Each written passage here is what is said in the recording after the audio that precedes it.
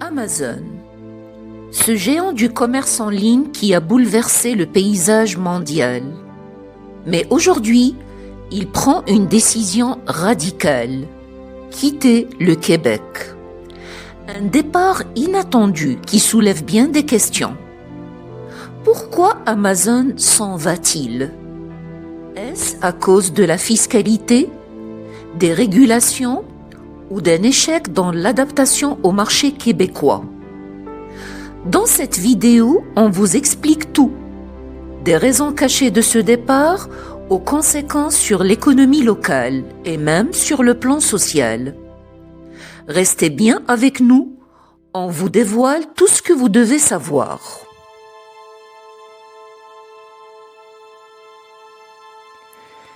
Mais avant de décortiquer ce départ, revenons un instant sur l'ascension fulgurante d'Amazon au Québec et comment l'entreprise a réussi à s'imposer si rapidement. L'essor d'Amazon au Québec. En 2018, Amazon se lance au Québec avec des grandes ambitions. Avec ses entrepôts high-tech, son service de livraison ultra rapide et une promesse, simplifier la vie des consommateurs québécois. En 2020, Amazon comptait déjà plus de 10 000 employés au Canada, dont une grande partie au Québec. Dans ses entrepôts de la Chine et Anjou, 2 quartiers de Montréal, les gens adorent ça. Les commandes affluent, les abonnés Prime se multiplient et les emplois créés dans les entrepôts semblent être un moteur pour l'économie. Mais derrière ce succès apparent, des tensions commencent à apparaître. Amazon a vite réalisé que le marché québécois n'était pas aussi simple qu'il n'y paraît. Ce n'était pas uniquement une question de service.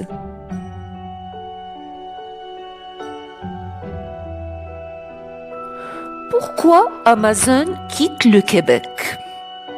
Un cadre réglementaire contraignant. Le Québec a des lois qui diffèrent beaucoup de celles des autres provinces canadiennes. Amazon, avec sa taille mondiale, a eu du mal à s'adapter à un environnement où la régulation est omniprésente. En 2021, par exemple, le Québec a mis en place une loi sur l'équité salariale, obligeant toutes les entreprises à déclarer l'égalité de rémunération entre les sexes. Cela représente une contrainte supplémentaire pour une entreprise comme Amazon, où la flexibilité des salaires est cruciale.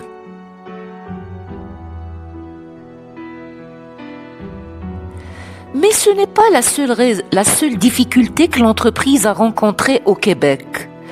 La fiscalité, par exemple, a joué un rôle crucial dans cette décision.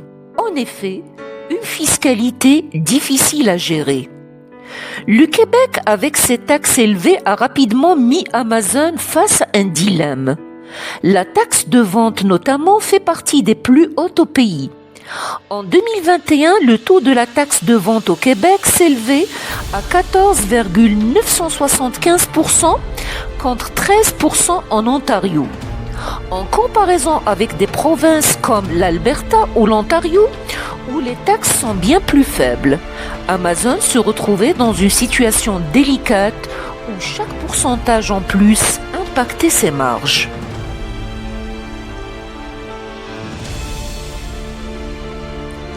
Mais au-delà de la fiscalité, un autre facteur a compliqué la tâche d'Amazon: l'aspect social et la perception des Québécois. Un environnement social difficile. Le modèle d'Amazon axé sur la productivité à tout prix a été confronté à des critiques croissantes au Québec. Selon une étude réalisée par l'Université de Montréal en 2020, environ 65% des travailleurs québécois estimaient que les conditions de travail dans les grandes entreprises comme Amazon étaient trop exigeantes. Les employés souvent sous pression et la gestion de l'image de l'entreprise en fait naître une méfiance grandissante. Les syndicats très présents dans la province ont également joué un rôle en renforçant la pression sur Amazon. Mais ce n'est pas tout.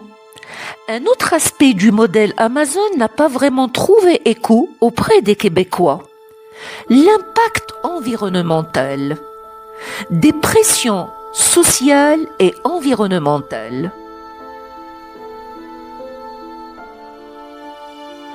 L'empreinte écologique d'Amazon est bien plus visible au Québec, où l'on met de plus en plus l'accent sur la consommation responsable. En 2021, 45% des Québécois se déclaraient préoccupés par l'impact environnemental des grandes entreprises. La production de masse, la délocalisation de certaines fonctions, la question de l'emballage. Tout cela a joué en défaveur du géant. En fin de compte, Amazon s'est retrouvé face à une pression croissante pour adopter un modèle plus respectueux.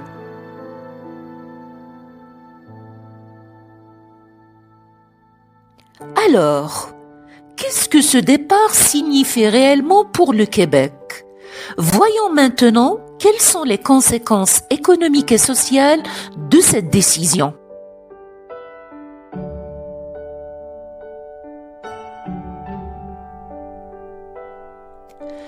Quelles conséquences pour le Québec?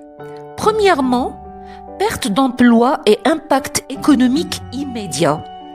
Bien sûr, le départ d'Amazon signifie la perte de plusieurs milliers d'emplois directs. En 2020, Amazon employait près de 4000 personnes dans ses centres de distribution au Québec. Ces emplois sont maintenant en jeu, mais l'impact est aussi plus large. Selon une étude de Statistique Canada, chaque emploi direct créé par Amazon générait en moyenne 2,5 emplois indirects dans la région. Autrement dit, cette fermeture risque de causer un véritable choc pour l'économie locale.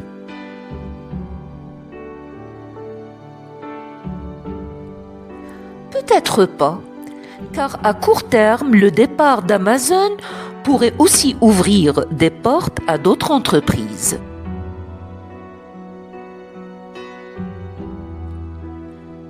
Des opportunités pour les entreprises locales. Les Québécois ont montré qu'ils peuvent s'adapter. Des entreprises locales comme Shopify, qui a vu ses revenus exploser de 46% en 2021, ou le panier bleu qui valorise les produits québécois, pourraient en profiter pour occuper le terrain laissé par Amazon. En effet, de plus en plus de consommateurs cherchent à soutenir l'économie locale et à acheter de manière plus responsable.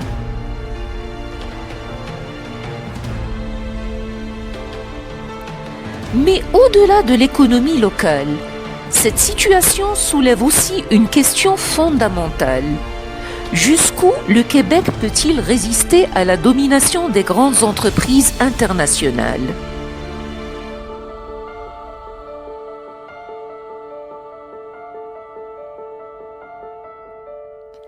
Un test pour la résilience du commerce québécois.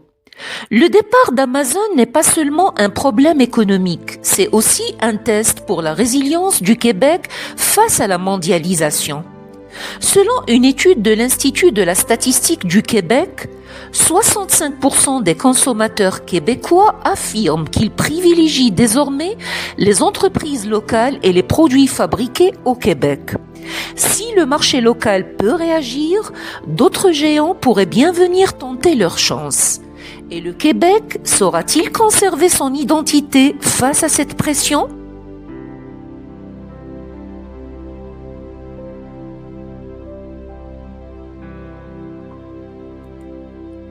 Alors, le départ d'Amazon, est-ce une bonne ou une mauvaise nouvelle pour le Québec ? Partons à la recherche de réponses. Amazon quitte le Québec, mais ce n'est pas la fin de l'histoire. Ce départ aura des conséquences certes, mais il offre aussi des opportunités. Il nous reste à voir comment les entreprises locales sauront tirer leur épingle du jeu et comment le Québec pourra naviguer dans un monde de plus en plus dominé par des géants numériques.